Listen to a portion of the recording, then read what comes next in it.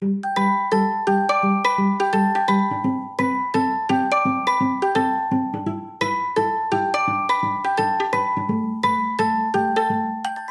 do 95% of parents abandon self care by February? Today, we're exposing that hidden trap of all or nothing thinking and how to build unshakable habits that survive sleepless nights and soccer practice. So stay tuned.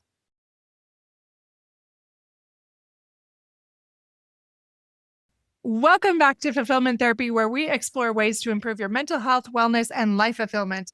I'm your host, Kendra Nielsen, and today we're talking about The Slight Edge. This is a book that I read recently, and I just felt like these concepts applied so well to both parenting and marriages and our individual lives. I wanted to bring that to the table today because it's game changing for me, and I know it will be for you as well. So, the book, The Slight Edge, starts out with this parable, and it's about a father who offers his kids two choices, and one of them is that they can either have $1 million today or a penny doubled daily. So one of the sons takes the $1 million and he burns out and loses that money pretty quickly. And the other one chose the penny, which grew to over $10 million in 30 days. So that's essentially what the book is all about. It's those small slight edge decisions that we make, those choices that are compounded and then define our lives. So let's talk about how to make those pennies work for us and our marriages, our personal lives, and in our parenting. So a few of you might know about the compound effect. This is something that I love to talk about. But what it is essentially is small actions repeated consistently that create exponential results over time. That's why I talk so much about those small incremental changes because they're life changing over time added up. So let me share an example of this. Maybe a parent commits to 5 minutes of deep breathing each morning. And in 6 months, they report that they're having less outbursts or better sleep. Or maybe it's simply writing out their goals every morning for 5 minutes and returning and reporting consistently each day on those goals, even if they're very tiny, small goals.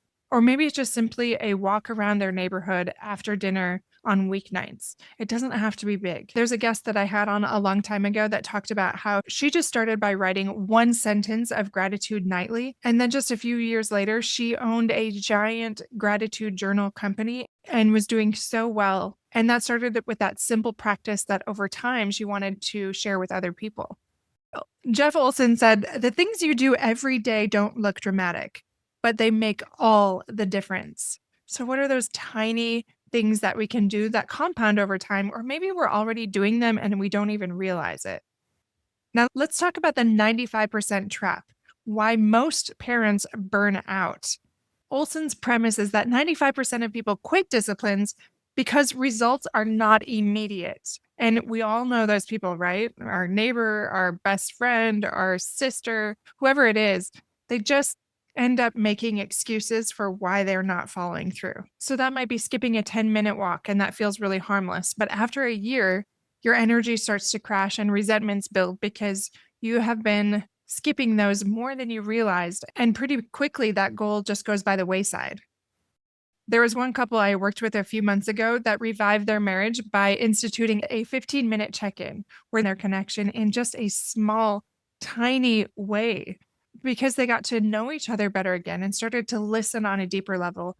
And they rebuilt that trust and that emotional connection. Let's talk about a few other ways we can apply the slight edge in relationships. Again, remember that small, consistent gestures are so much bigger than grand, sporadic gestures. Those small, consistent gestures add up over time and they keep growing, whereas those big, occasional ones just don't happen often enough to be putting deposits in those relationships like they need every day. So, for example, texting your spouse and telling them what you appreciate about them versus waiting for your anniversary to express gratitude or Father's Day or Mother's Day, but doing it more regularly in small and simple ways.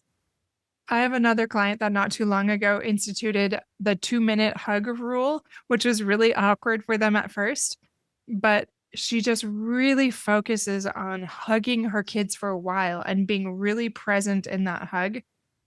And just this simple thing, she reported doing time and again for over a period of time, decreased the meltdowns, she said, about 70% just by being present in that way and really helping them feel loved. Again, very simple, does not have to be big. As a matter of fact, the best ones are not big.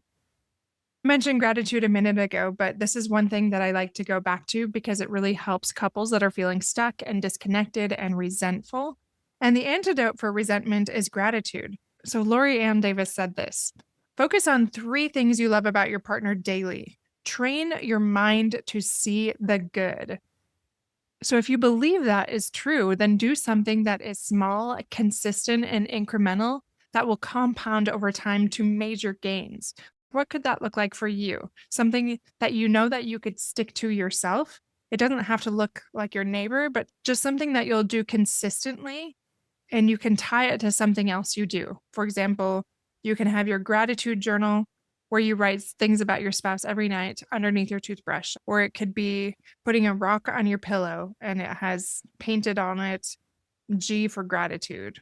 And then every time that you move that rock, you tell your spouse out loud some things that you appreciate about him or her. And you don't even have to let them know what that rock's for. It can just be a secret that only you remember. Either way, the fact that you're doing it is the important part.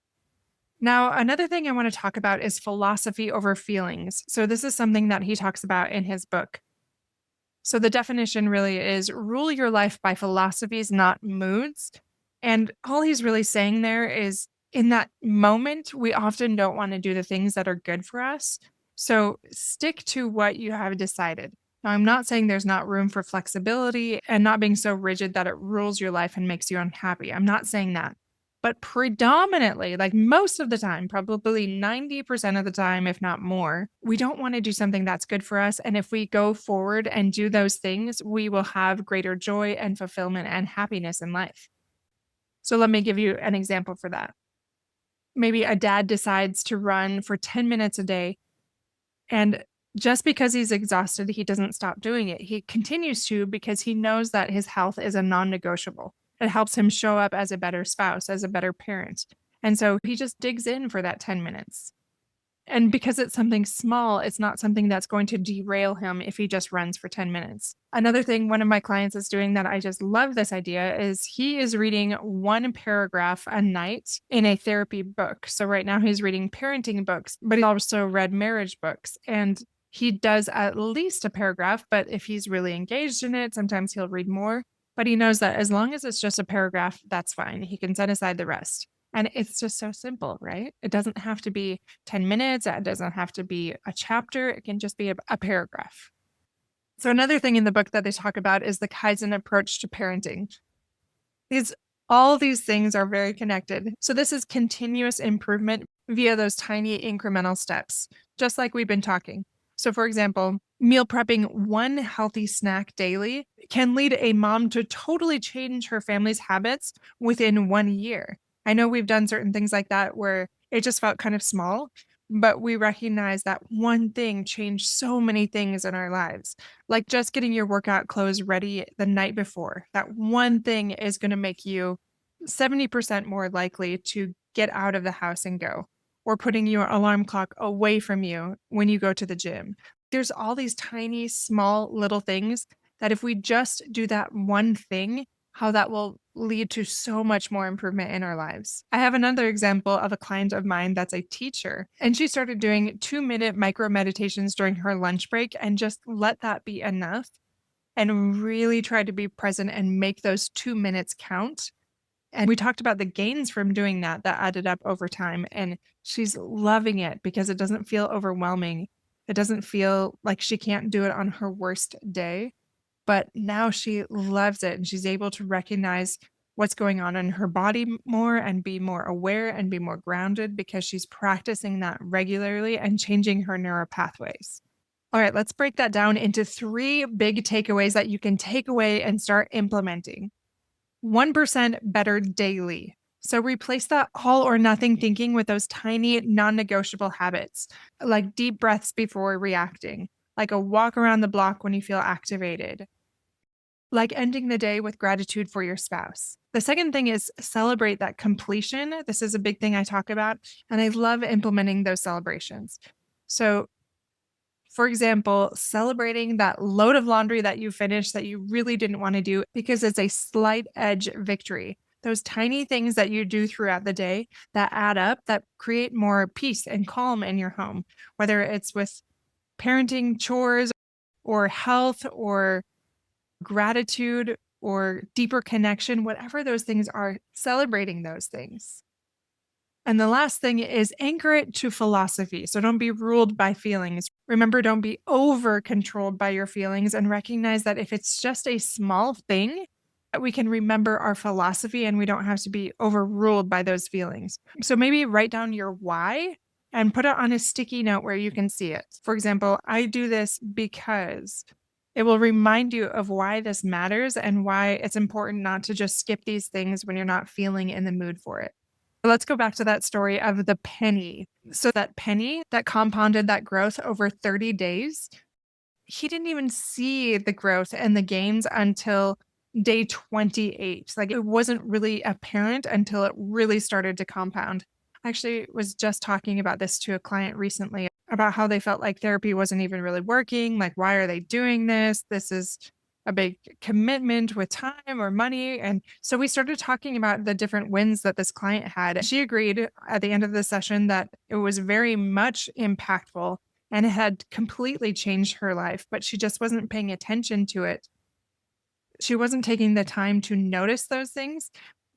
And then when she wrote them all out and talked about them, she recognized it would have been much slower had she done it any other way. And this was something that took her life to the next level. So remember to write that out and recognize what those wins are. What are you doing that's compounding that growth in your life that maybe you didn't take the time to notice before? Start stacking those pennies. Think about this story. How can you compound growth in your life individually, as a parent and as a spouse? And I'd highly encourage you to go read The Slight Edge as well. I made a goal this year to read at least one personal growth book every month and one leisure book, and I am loving it. I've actually read probably at least 5 a month, and I'm not saying you have to go do that. It's just been so fun while I work out, while I'm going on walks, while I'm folding laundry. I'll listen to these books about growth, and it inspires me, and it changes my mindset, and it can do the same thing for you, or else a different small incremental change that can really change your life around. All right, my friends, that's all I have for you today. If you're feeling stuck, you can go to fulfillmenttherapy.org and schedule some coaching with me or even my team. It is so affordable and will give you that compound growth you're looking for, with science-backed tools and homework and accountability that you won't get in any other way. So check that out if you'd like to take your life to the next level. And don't forget, we have new episodes every Monday and Thursday, so stay tuned for those. Until next time, my friends.